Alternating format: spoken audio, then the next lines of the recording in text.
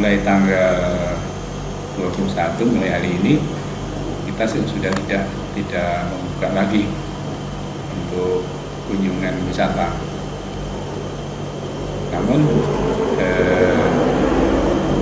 kegiatan di lingkungan di dalam taman wisata untuk pegawai kita ya tetap artinya menjaga taman wisata ini tetap dijaga, dipelihara, diamankan oleh petugas kita, personel pendidikan. Ini untuk sosialisasi ke wisatawan udah ada belum, Pak? Kalau sosialisasi ke masyarakat memang belum, karena baru pagi ini dia diterapkan.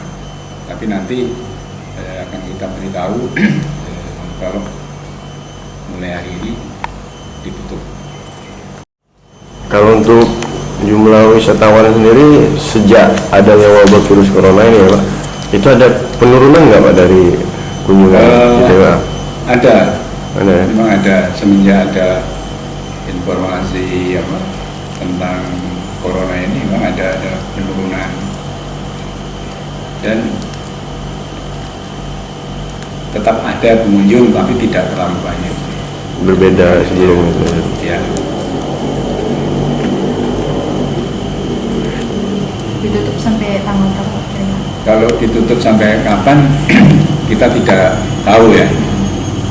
Sesuai surat edaran itu tidak disebutkan, hanya dinyatakan terhitung mulai tanggal 21 Maret sampai dengan batas waktu yang tidak ditentukan. Ya kita menunggu saja dari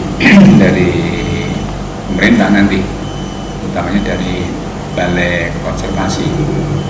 Ini Pak, sebelum ditutup, Pak ya, ini setelah mewabahnya virus corona ada antisipasi lebih nggak, Pak, dari pihak? Iya. Kita sebelum penutupan ini kita sudah antisipasi, antara lain misalnya kita melakukan penyemprotan desinfektan di ruangan-ruangan ini, di ruangan kantor, kemudian di musola, kemudian di pondok-pondok, kemudian di wahana, itu kita semprot. Kemudian di tempat-tempat tertentu kita siapkan sabun cuci untuk mencuci tangan supaya bersih gitu.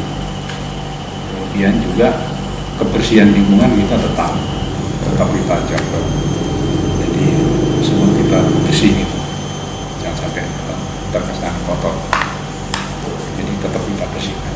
Itu antisipasi sampai sekarang. Sekarang masih